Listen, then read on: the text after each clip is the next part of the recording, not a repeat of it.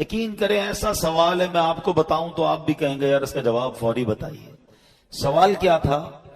وہ کہتے ہیں یا رسول اللہ صلی اللہ علیہ وسلم آپ دعا فرمائے اللہ سے اللہ تعالیٰ مجھے مستجاب الدعوات کر دے.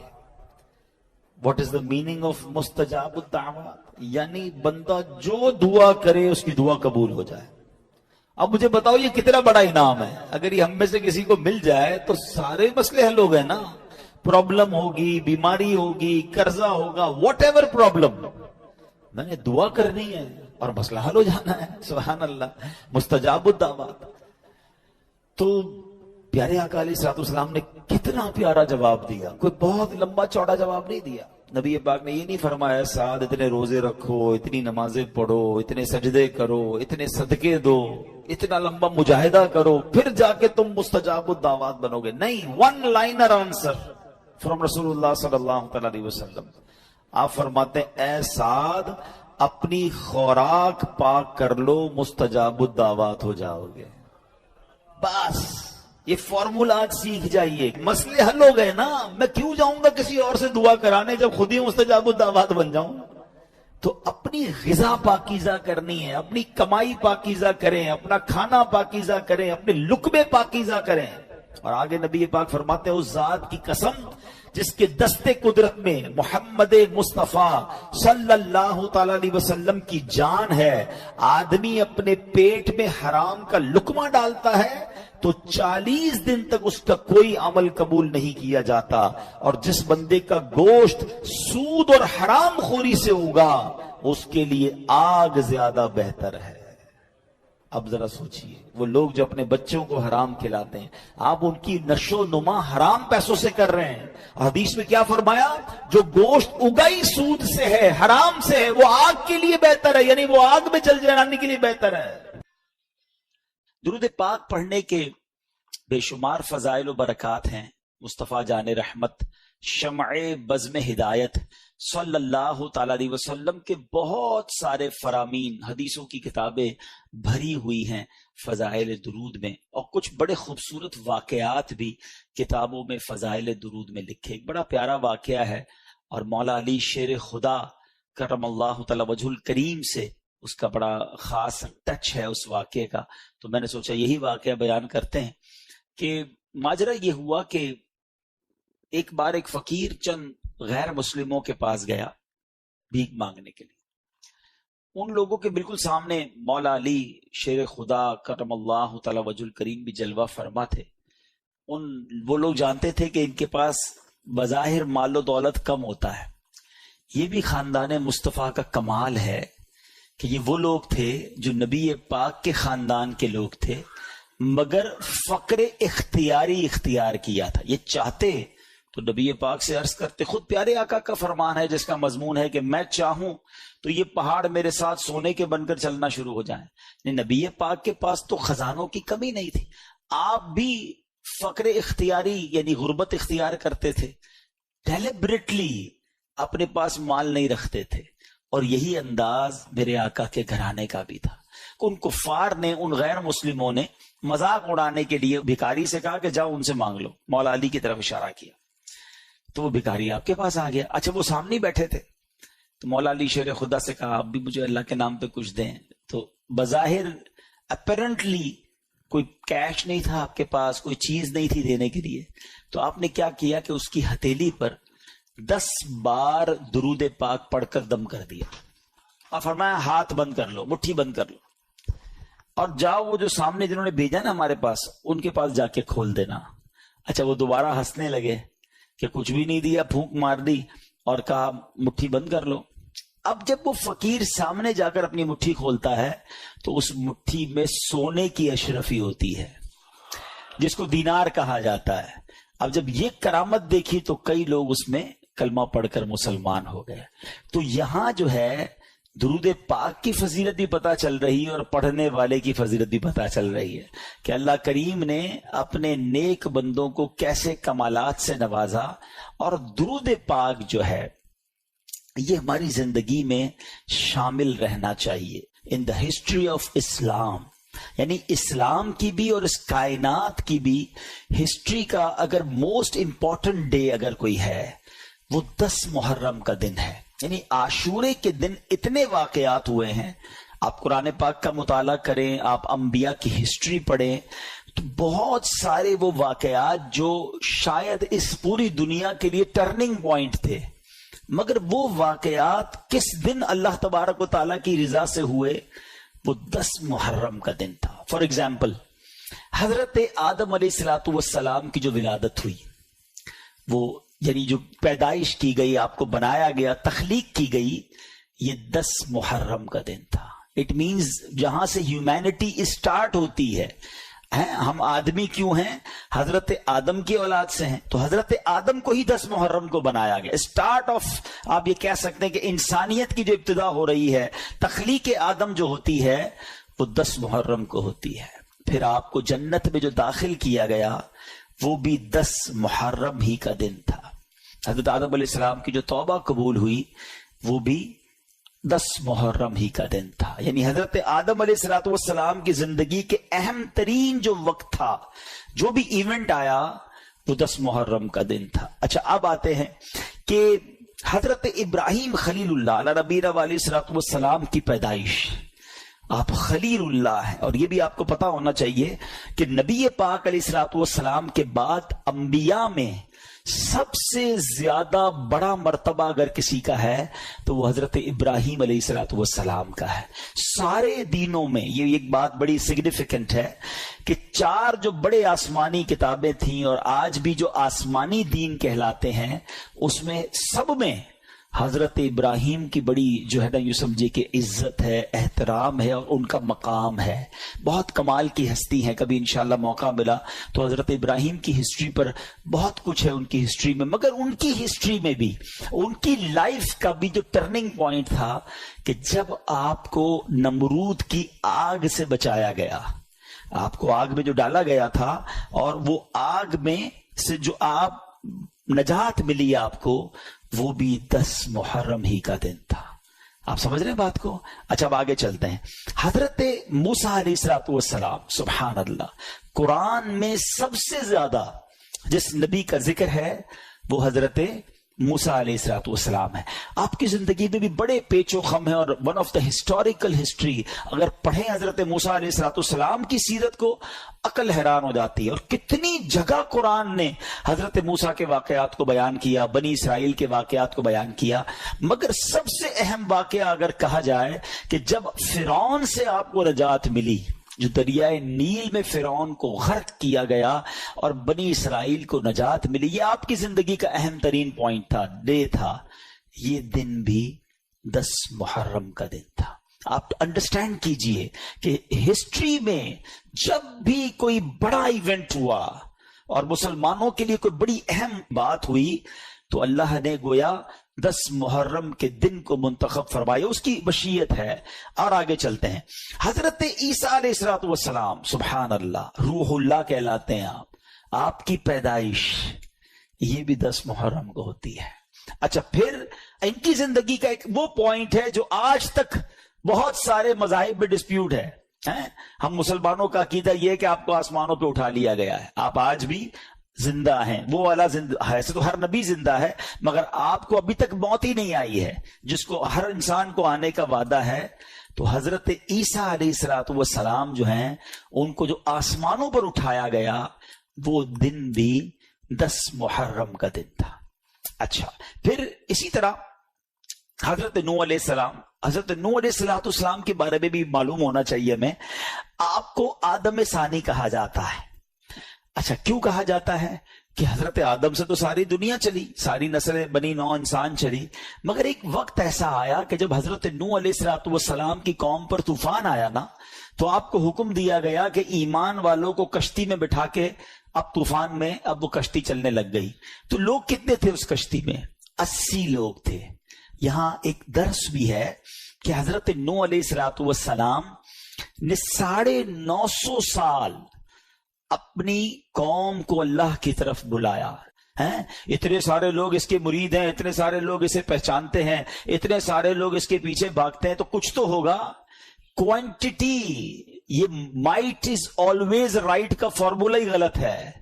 हाँ, जो अल्लाह रसूल से सच्ची मोहब्बत करे, अल्लाह तबारक व ताला का प्यारा हो, वो राइट है, चाहे थोड़े ही क्यों ना हो। अब अल्लाह पाक ने क्या किया, 80 लोग थे, ये 80 लोग जब कश्ती में घूम रहे थे, तकरीबन 6 महीने तक ये कश्ती घूमती रही।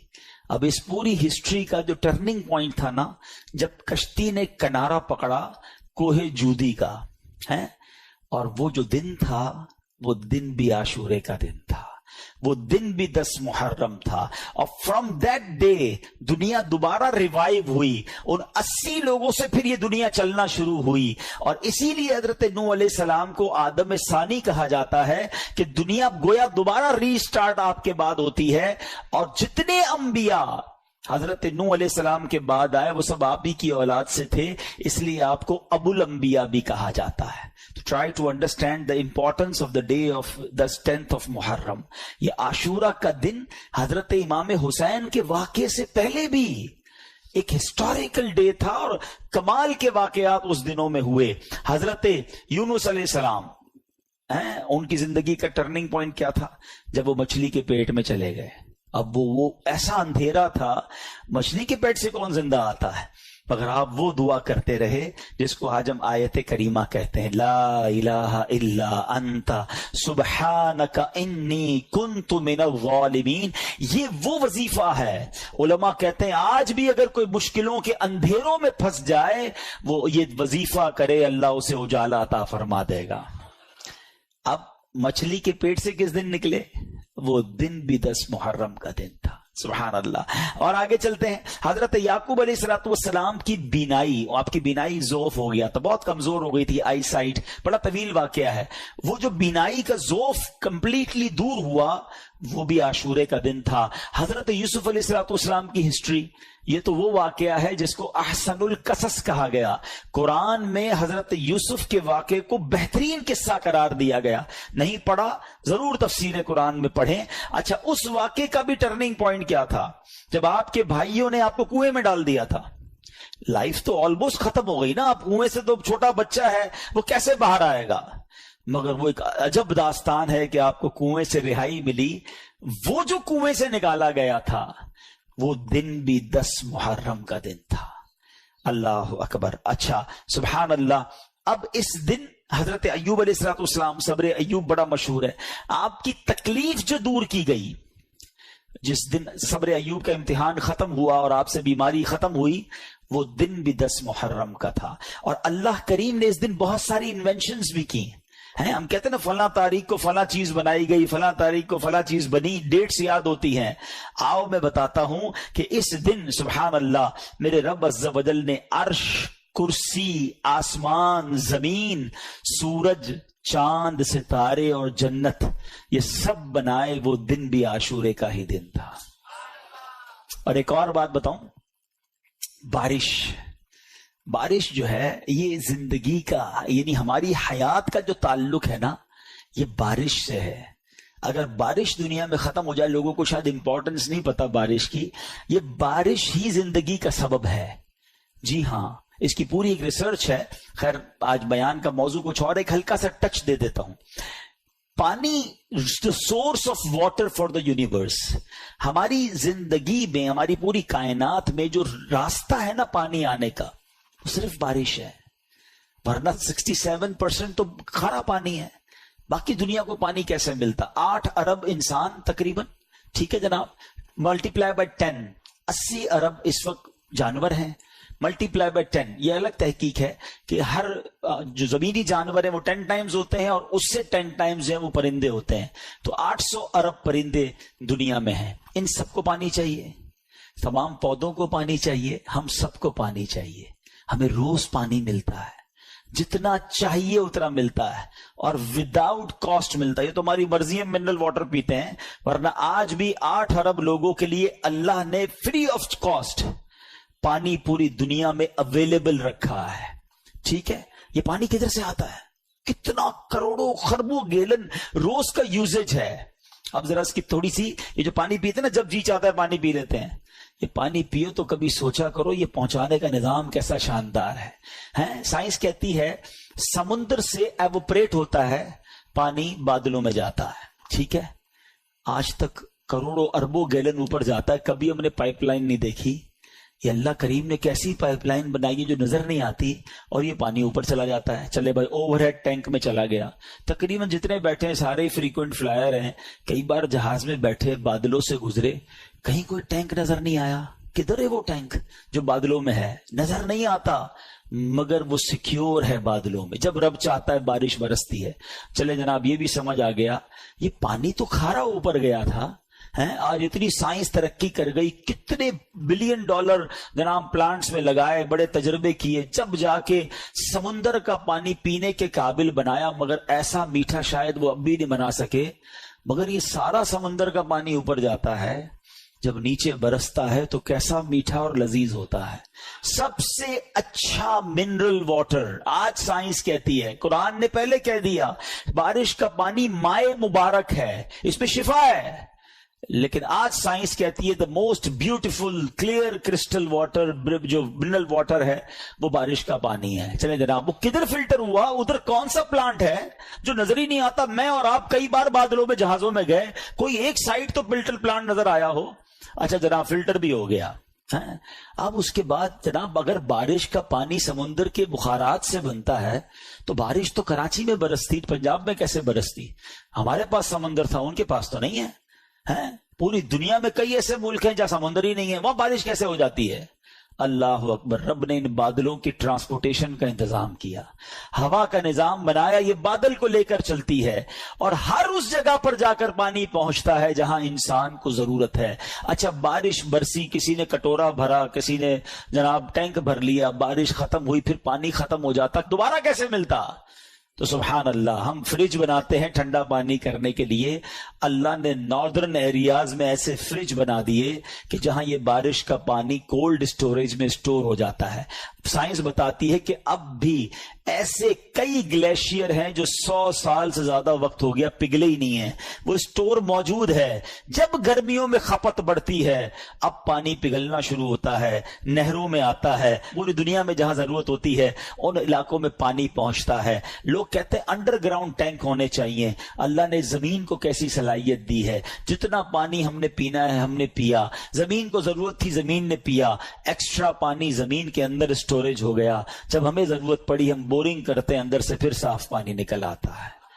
یہ نظام اگر آپ سمجھ لینا پورا تو ہر گھونٹ پہ کہنے کو جی چاہے گا فَبِأَيِّ آلَاءِ رَبِّكُمَا تُكَذِّبَانِ. اب بتاؤ, اور آپ کو پتا ہے یہ بارش جب اتنی اہم ہے نا, تو زمین پر سب سے پہلی بارش جب برسی تھی نا وہ دن بھی 10 محرم کا دن تھا. تو یہ ہے 10 محرم کا دن. یہ دن گھومنے پھرنے کا دن نہیں ہے, لوگ پکنک منانے جاتے ہیں, چھٹیاں مل گئی اب جناب گھومنے پھرنے جا رہے ہیں. یہ بڑا ہسٹوریکل ڈے ہے, یہ عبادت کا دن ہے, اللہ کو یاد کرنے کا دن ہے. اچھا پھر ایک اہم ترین واقعہ ہونا ہے, اور وہ بھی کتابوں میں ملتا ہے کہ جب قیامت آئے گی تو وہ دن بھی 10 محرم ہی کا دن ہوگا. تو ٹرائی ٹو انڈرسٹینڈ, 10 محرم کے دن تمام جانور خوف زدہ ہوتے ہیں. آپ کو پتا ہے, ہمیں نہیں پتا ہوتا, انسان تو گھوم پھر رہا ہوتا ہے کہ ان کو یہ خوف ہوتا ہے کہ کہیں قیامت نہ آ جائے, لیکن ہمیں یہ احساس ہونا چاہیے. اور پھر اسی دن وہ واقعہ ہوا کہ 1400 سال کے قریب وقت گزر گیا ہے کہ امام علی مقام, امام عرش مقام, امام تشنا کام, امام حسین رضی اللہ تعالیٰ عنہ اور ان کے رفقا کو کس بے دردی سے اس کربلا کے میدان میں پیاسا شہید کیا گیا. اچھا کمال کی بات دیکھیں, محبت دیکھیں. اللہ کریم نے, ہم اللہ کا شکر بھی ادا کرتے ہیں کہ ہمیں اہل بیت سے, نبی پاک کے خاندان سے کیسی محبت دی ہے. ہم میں سے کئیوں کے والدین کا انتقال ہو گیا ہے, ماں سے بڑھ کر تو کوئی نہیں نا, والد سے بڑھ کر تو کوئی نہیں, لیکن جیسی تکلیف ان کے انتقال کے وقت ہوئی تھی 2-3 سال 4 سال میکسیمم 5-7 سال کے بعد وہ تکلیف نہیں ہوتی ہے, وہ تکلیف نہیں ستاتی. مگر 1400 سال ہو گئے ہیں, جب بھی کربلا کا واقعہ سنتے ہیں, جب بھی امام حسین اور ان کے خاندان کی مظلومیت سنتے ہیں تو آنکھوں میں آنسو آ جاتے ہیں. دل تڑپنے لگ جاتا ہے کہ یہ کیا کیا تھا ان لوگوں نے. ہیں شاعر لکھتے ہیں نا, جن کو دھوکے سے کوفے بلایا گیا, جن کے بچوں کو پیاسا رلایا گیا, جن کی گردن پہ خنجر چلایا گیا, اس حسین ابن حیدر پہ لاکھوں سلام. یہ ایسا عجیب واقعہ ہوا ہے کہ آج بھی جب سنتے ہیں پڑھتے ہیں تو عقل حیران ہو جاتی ہے. اور یہ ہستی کون تھی, ان کا اسٹیٹس کیا تھا, ان کا مرتبہ کیا تھا. جب یہ سنتے ہیں تو اور عقل حیران ہو جاتی ہے کہ اتنے بڑے مرتبے والی شخصیت کے ساتھ ایسا ظلم. کیا وہ اندھے ہو گئے تھے؟ کیا انہیں سمجھ نہیں تھی کہ ہم کن پر یہ ظلم کر رہے ہیں؟ امام حسین رضی اللہ تعالیٰ عنہ کے مرتبے کو سمجھنے کے لیے میں آپ کو ایک واقعہ سناتا ہوں. ایک بار نبی پاک علیہ الصلوۃ والسلام کی گود میں پیارے آقا کے اپنے صاحبزادے حضرت ابراہیم رضی اللہ تعالیٰ عنہ ہیں اور امام حسین رضی اللہ تعالیٰ عنہ ہیں. جبریل امین آئے اور عرض کرتے ہیں حضور اللہ تعالیٰ ان دونوں کو آپ کے پاس جمع نہیں فرمائے گا, ایک ان دونوں میں سے یعنی دنیا سے چلے جائیں گے. اب آپ ڈیسائیڈ کریں. یہ اختیار دیا گیا کہ آپ کے اپنے بیٹے یا آپ کے نواسے, کس کو رکھنا چاہیں گے؟ نبی پاک نے گویا امام حسین کو سلیکٹ کیا. کچھ ہی دنوں کے بعد پیارے آقا کے صاحبزادے حضرت ابراہیم کا وصال ہو گیا اور نبی پاک امام حسین کو کہا کرتے تھے یہ وہ میرا بیٹا ہے جس کے لیے میں نے اپنے بیٹے کو قربان کیا ہے. لیول آف لو سوچیں کتنا تھا, افیکشن کیسی تھی کہ اپنا بیٹا قربان کر دیا امام حسین رضی اللہ تعالیٰ عنہ پر. میرے آقا فرمایا کرتے حسین مجھ سے ہے اور میں حسین سے ہوں. کبھی کاندھے پر بٹھانا ہے, کبھی گود میں اٹھانا ہے, کبھی چومنا ہے, کبھی کہتے یہ میرے پھول ہیں. بالکل لٹرلی میرے آقا پھولوں کی طرح انہیں سونگا کرتے تھے.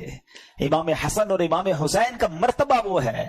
سیدی اعلیٰ حضرت لکھتے ہیں نا, ان دو کا صدقہ جن کو کہا میرے پھول ہیں, کیجئے رضا کو حشر میں خندہ مثال گل. حضور ان دو کا صدقہ جن کو آپ نے پھول کہا تھا. ایک اور جگہ سیدی اعلیٰ حضرت گویا اس پورے خاندان کو پنجتن پاک کو ایک باغ کی طرح سمجھاتے ہیں. میں کیا بات رضا اس چمنستان کرم کی, کیسا چمن تھا, کیسا کرم کا باغ تھا. کیا بات رضا اس چمنستان کرم کی, زہرا ہے کلی جس میں حسین اور حسن پھول. یہ کیسا خاندان ہے. نبی پاک اتنی محبت فرماتے. امام حسن رضی اللہ تعالیٰ کو ایک بار نبی پاک کاندھوں پر بٹھائے اور جا رہے ہیں. کسی نے کہا اے برخوردار کیسی تجھے سواری ملی؟ ایک صحابی کہتے ہیں کتنے خوش نصیب ہو اے حسن, تمہیں سواری کیسی ملی؟ کیونکہ نبی پاک کے کاندھے پہ ہے نا. سنو میرے آقا کیا کہتے ہیں. آقا کہتے سوار بھی کتنا اچھا ہے, اتنا پیار ہے اپنے نواسوں سے. پیارے آقا علیہ السلام کی حدیث مبارک جس کا مضمون ہے جو حسین سے بغض رکھے اس نے مجھ سے بغض رکھا. اتنے فضائل, اتنے نازوں سے پالا ہوا. اور پھر ایک اور عجیب بات بتاؤں آپ کو. حضرت امام حسین, اچھا پہلے ایک فضیلت کی بات اور سن لیں پھر وہ عجیب بات بتاتا ہوں.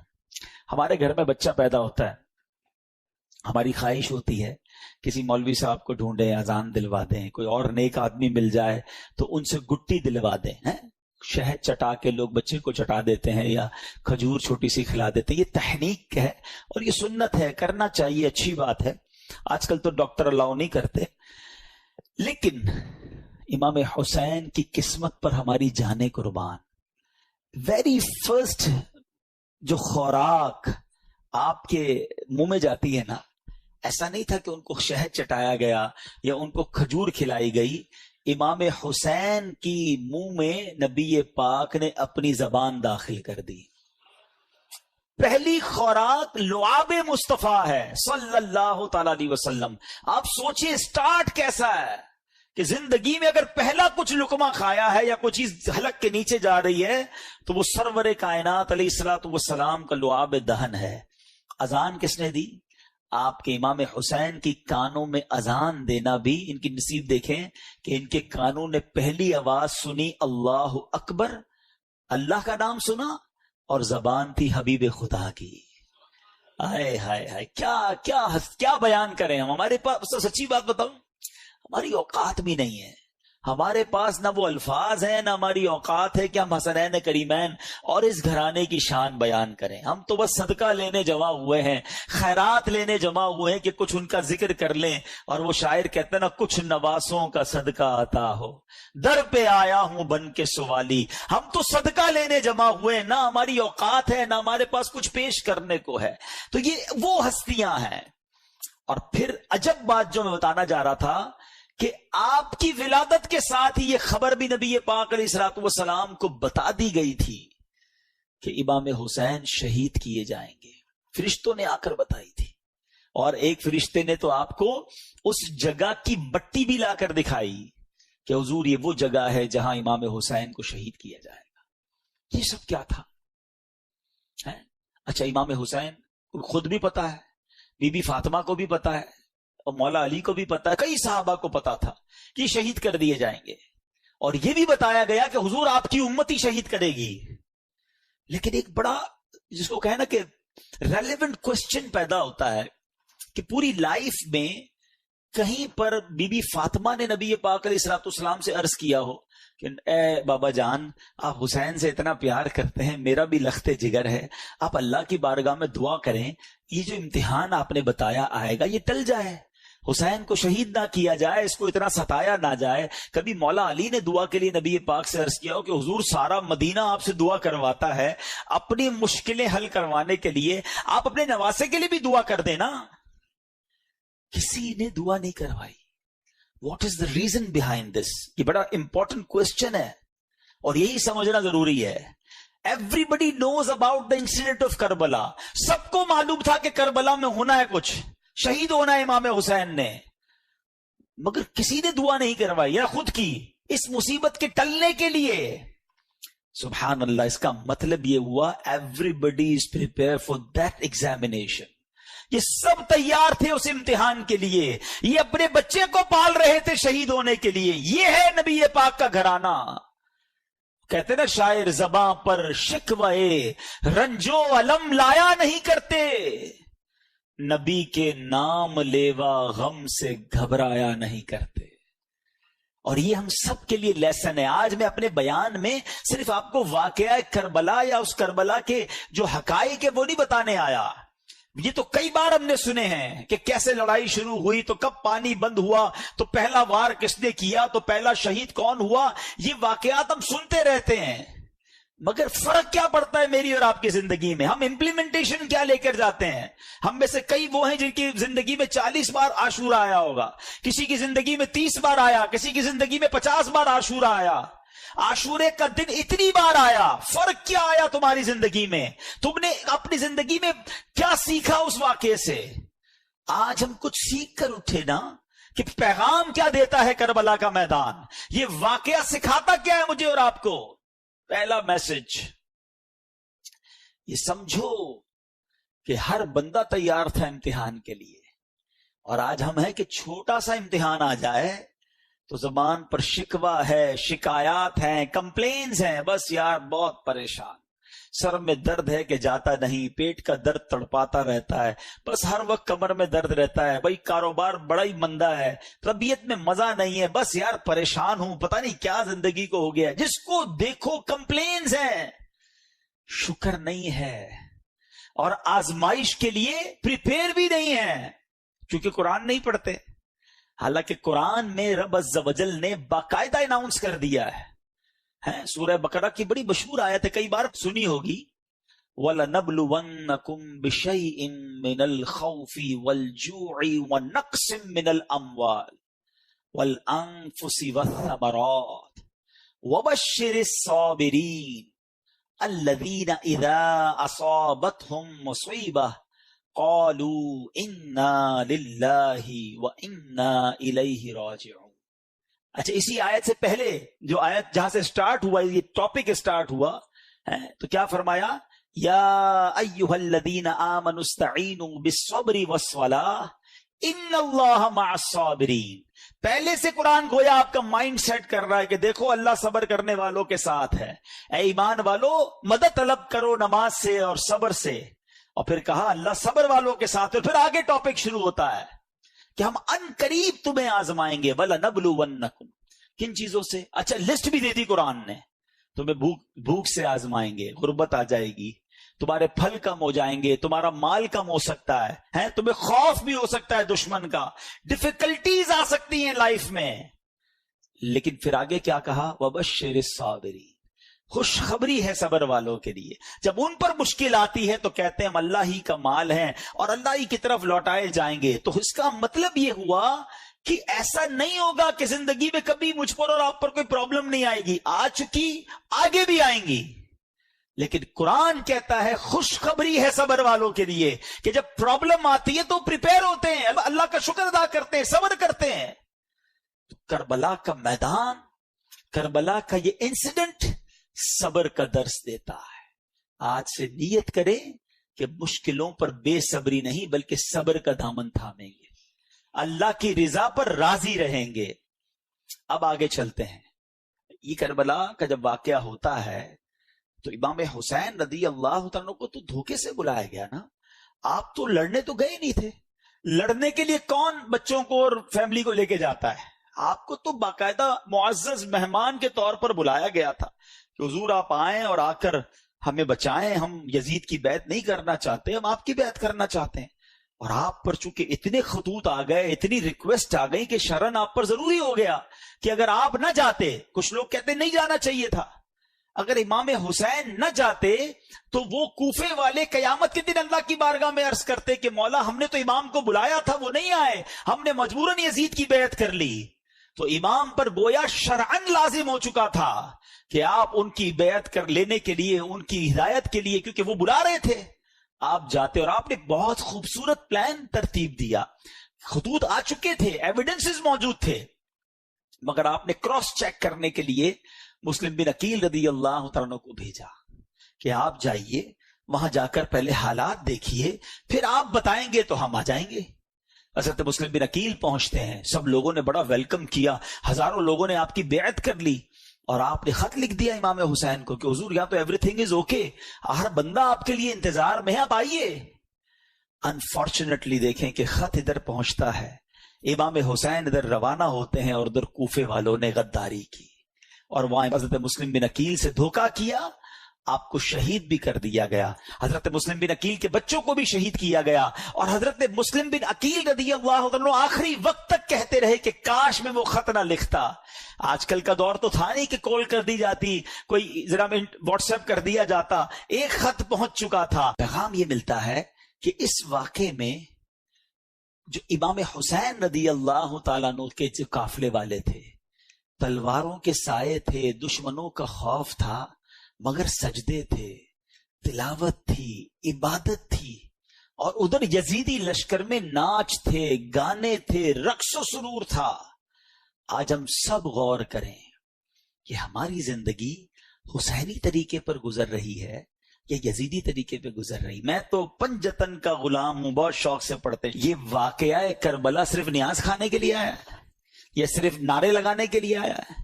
کچھ سیکھنا نہیں ہے، کچھ عمل نہیں کرنا کہ میں سارا سال یزیدی طریقے پر گزاروں. ان کی راتیں رقص و سرور میں گزری، کربلا کے میدان میں بھی، اور ان کی راتیں تلاوت قرآن اور دعاؤں میں گزری. میری اور آپ کی راتیں کیسے گزر رہی ہیں؟ فلموں میں، گانوں میں، میوزک میں، اور کہتے پنجتن کا غلام ہوں. کتنے ایسے ہیں جو عشاء بھی جماعت سے پڑھتے ہیں، فجر بھی نماز پڑھتے ہیں، رات تلاوت کر کے سوتے ہیں، باوضو سوتے ہیں، راتیں فلم دیکھے بغیر نیند نہیں آتی، موبائل ہاتھ میں ہوتا ہے، پتہ نہیں کیا کچھ چل رہا ہوتا ہے، اور کہتے ہیں میں پنجتن کا غلام ہوں. یاد کرو وہ کربلا کا میدان کہ یزیدیوں کی راتیں کیسی گزری اور حسینیوں کی راتیں کیسی گزری. امام حسین کے چاہنے والے کی رات تو سبحان اللہ، میں سو جاؤں یا مصطفیٰ کہتے کہتے، کھلے آنکھ صلی اللہ کہتے کہتے. غور کیجئے، ہم سب نے قیامت کے دن ملاقات کرنی ہے امام حسین سے، کرنی ہے نا انشاءاللہ. ہماری تو تمنا ہے کہ ہمارا حشر ان کے ساتھ ہو، ہم وہیں ان کے پیچھے پیچھے جنت میں جائیں گے. مگر اگر وہاں کوسچن ہو گیا کہ تم کون سے طریقے پر زندگی گزار کر آئے، حسینی یا یزیدی، وی ہیو اینی آنسر؟ یہ غور کرنا ہے. اس کربلا کے واقعے میں 2 گروپس تھے، ہمیں ایک گروپ چوز کرنا ہے، اور حقیقتاً ہمیں امام حسین کے گروپ کو چوز کرنا ہے نا، ہمیں انہی کے فٹ سٹیپ پر چلنا ہے، یزیدیوں کے پیچھے تو نہیں جانا نا۔ تو یہ غور کریں کہ اعمال ایسے ہیں کہ نہیں۔ ایک اور بڑی پیاری بات بتاؤں، 72 کربلا والوں میں سے ایک مرد واپس جاتا ہے، وہ ہیں امام زین العابدین عابد بیمار رضی اللہ تعالی، ٹھیک ہے۔ ادھر ہزاروں واپس جاتے ہیں، یہاں تو سارے شہید ہو جاتے ہیں نا، ایک ہی واپس جاتا ہے۔ ایک بڑا ریلیونٹ کوسچن ہے، آپ میں سے بہت سارے دنیا کے کئی ملکوں میں گئے ہیں، کہیں کوئی ایک بندہ آپ کو ملا ہے آج تک جس نے یہ کہا ہو کہ میں اس یزیدی لشکر کی اولاد میں سے ہوں، کہ یار امام حسین سے اور ان کے ساتھیوں سے لڑنے گیا نا، میں ان کی اولاد میں سے ہوں؟ آپ کو ایک نہیں ملا ہوگا ایسا، ہزاروں واپس گئے، ان کی نسل کا، ان کی بات کرنے والا کوئی نہیں ہے۔ ایک حضرت عابد بیمار واپس آئے ہیں، آج دنیا کے کونے کونے میں آپ کو حسینی سید ملتے ہیں۔ یہ کیسے ہو گیا؟ ایک مرد واپس آیا اور نسل میں اتنی برکت۔ سبحان اللہ۔ اس سے کربلا کے اس واقعے سے سیکھنے کو ملا کہ جو چیز اللہ کی راہ میں قربان کی جائے اللہ اس میں برکت ڈال دیتا ہے۔ ہاں، وہ بڑی پیاری بات، بڑا خوبصورت جملہ پڑھا، کربلا کی کہانی بس اتنی سی ہے، یزید تھا حسین ہے، بس وہ ختم۔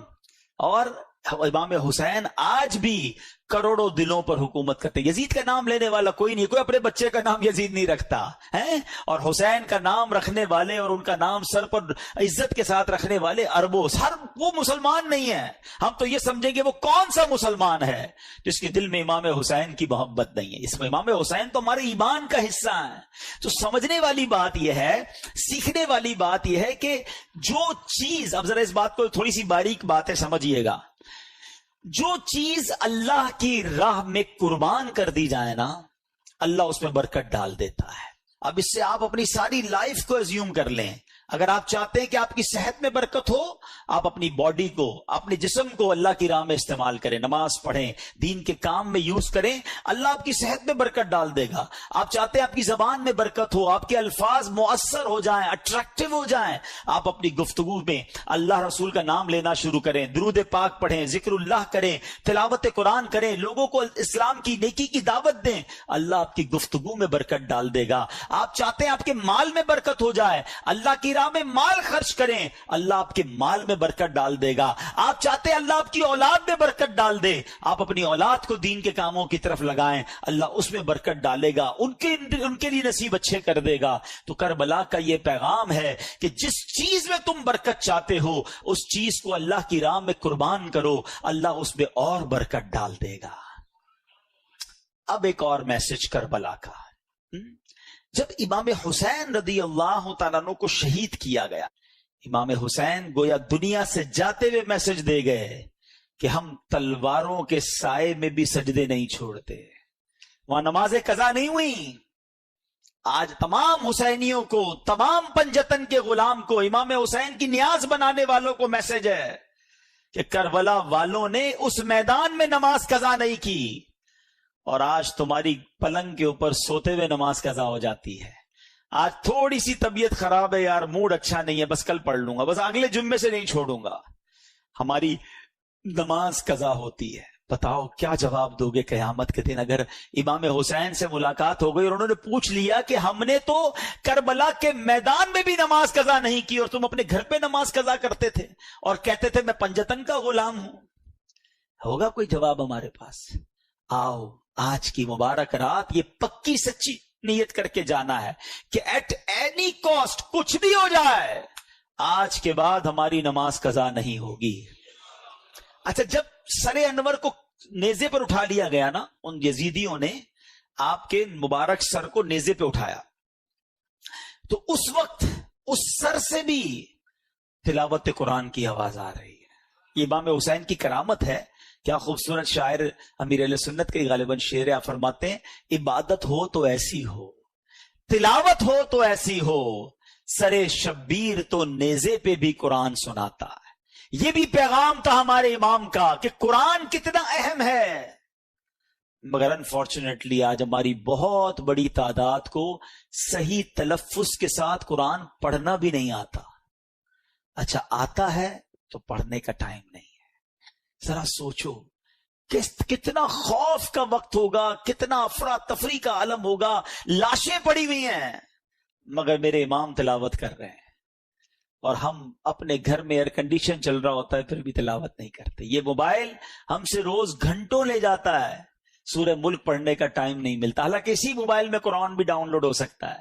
سورہ یاسین پڑھنے کا ٹائم نہیں ملتا. کئی ایسے حافظ قرآن ہوتے ہیں جو دہراتے نہیں اپنے قرآن کو. اللہ نے اتنی بڑی نعمت دی آپ کو کہ آپ کے سینے میں قرآن محفوظ ہوا, گویا جنت کا آپ کو راستہ ٹھکانہ مل رہا تھا, اور آپ نے اسے بھلا دیا. آپ اسے بھی نہیں پڑھتے ہیں. نہ کریں ایسا. حدیث پاک کا مضمون ہے وہ دل ویران ہے جس میں کچھ قرآن نہیں ہے. ہم سب کے لیے کوسچن ہے کہ میرے دل میں کتنا قرآن ہے, میں کتنا روز قرآن پڑھتا ہوں. آؤ پلیز, یہ پیغام ہے کربلا کا. امام حسین کی روح بھی بہت خوش ہوگی. گفٹ دینا چاہتے ہو نا اپنے امام کو, ہیں ایصال ثواب کرنا چاہتے ہو, لنگر بنا کر, کھچڑا بنا کر اور جناب نیاز بانٹ کر ضرور کریں. مگر اس بار تھوڑا وہ پنجابی میں کہتے ہیں نا, ذرا وکھرا, ذرا ہٹ کے آؤ, ذرا ایصال ثواب بھی کریں کہ کھچڑا ضرور بنائیں, نیاز بھی بنائیں, مگر اس بار نیازی کے ساتھ ساتھ نمازی بن کے ہم امام حسین کو ایصال ثواب کریں. ہیں ہم پہلے نمازی ہیں پھر نیازی ہیں, تو نیت کریں انشاءاللہ کہ اب روزانہ قرآن پڑھیں گے انشاءاللہ. ہاں یہ عاشورے کا دن ٹرننگ پوائنٹ بنے نا میری زندگی میں, تو فائدہ ہوا نا کہ میں نے کربلا کے انسیڈنٹ سے یہ سیکھا کہ وہ وہاں نہیں چھوڑتے تھے تلاوت میں, یہاں چھوڑ رہا ہوں اور پھر کہتا ہوں پنجتن کا غلام ہوں. پلیز قرآن سے دوستی کر لیں. اب آتے ہیں ایک اور میسج.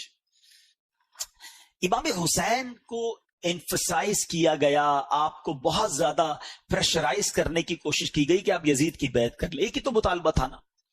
اچھا آج میں اور آپ مدینے جانے کے لیے کتنا ترستے ہیں.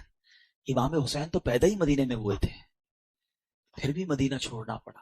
پہلے مکے آ گئے, 5 مہینے مکے میں رہے آپ تاکہ کوئی کسی طرح معاملہ ٹل جائے. لیکن جب اس کے بعد بھی معاملہ نہیں ٹلا اور کوفیوں کے لیٹر آتے رہے تو پھر آپ کوفہ آ گئے. مدینہ چھوڑنا پڑا, سب کچھ چھوڑنا پڑا, خاندان چھوڑنا پڑا, پھر شہید بھی ہو گئے.